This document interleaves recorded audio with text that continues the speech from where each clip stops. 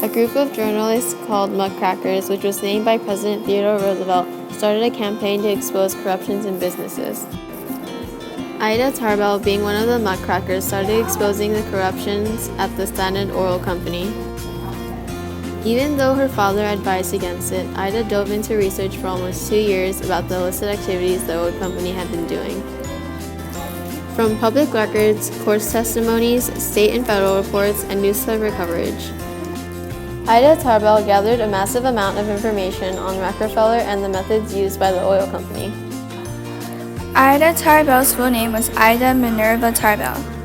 She was born November 5, 1857, and died January 6, 1994. She is the author of History of Standard Oil. She exposed unfair things happening in the Standard Oil Company, which exposed the corrupted business of John D. Rockefeller's Standard Oil Trust. In 1872, the Standard Oil Company and other wealthy oil companies made a secret pact with railroads that worked for the oil industry. The purpose for the secret pact is to keep the shipping rates low for their company. In this way, higher shipping rates will close down other smaller oil companies.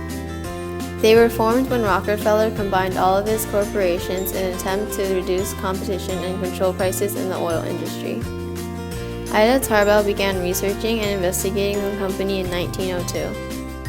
The company had already went through 30 years of criticism, state federal investigation, and legal actions against it. There were 6 ways the Standard Oil Company was corrupted. They temporarily undercutted red prices of other oil companies until they either went out of business or sold out of oil. They bought up the oil barrel supplies in order to prevent other companies from getting oil to their customers. They negotiated an alliance with shipping transportations to reduce its effective shipping costs to a level below the rates to other oil companies. They secretly bought up oil companies, then created spies to spy on other companies. They bought up any new or old oil-related companies. They paid thugs to make threats and used physical violence to break operations of other companies who couldn't be bought.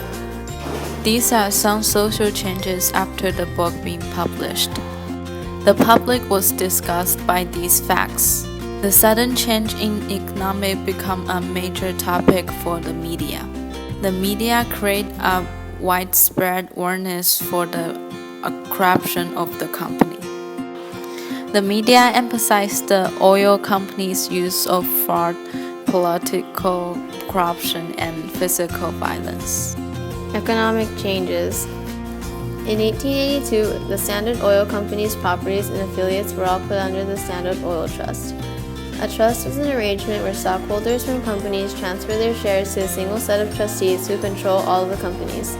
In exchange, stockholders received certificates entitling them to a specific share of the earnings and the managed companies.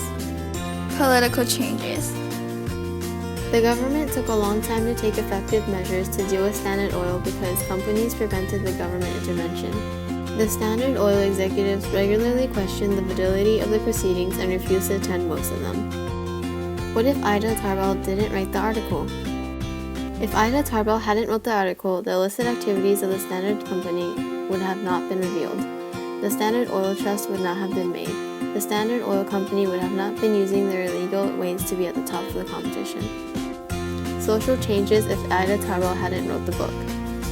The public wouldn't have found out about what happened, and oil buyers would not know of the corruption in Standard Oil.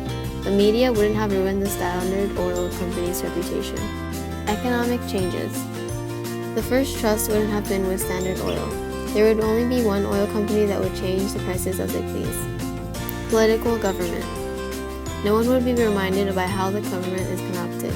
Government officials would have been bullied to keep lawsuits from going to the Supreme Court.